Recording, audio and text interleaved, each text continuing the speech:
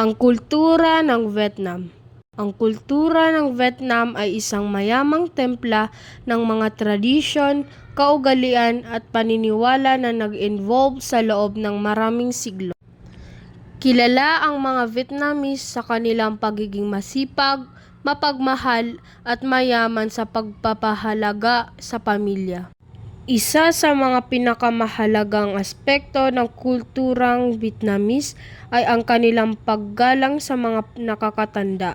Ang mga anak ay inaasahang magiging masunurin at magalang sa kanilang mga magulang, at ang mga apo naman ay inaasahang mag-aalaga sa kanilang mga lolo't lola.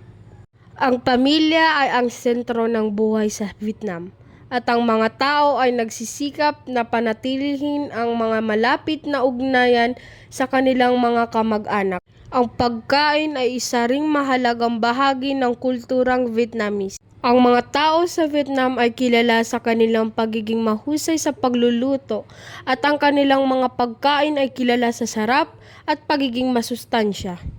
Ang mga karaniwang pagkain sa Vietnam ay kinabibilangan ng po, banh mi at spring rolls. Ang mga Vietnamese ay mayaman din sa mga tradisyon at pesta opisyal.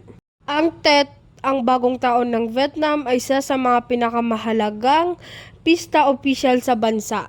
Ang kultura ng Vietnam ay isang natatanging templa ng mga impluwensya mula sa China, Pransiya at iba pang mga bansa. Ito ay isang kultura na nagpapakita ng pagiging matyaga, pagiging malikhain at pagiging mapagmahal ng mga tao sa Vietnam.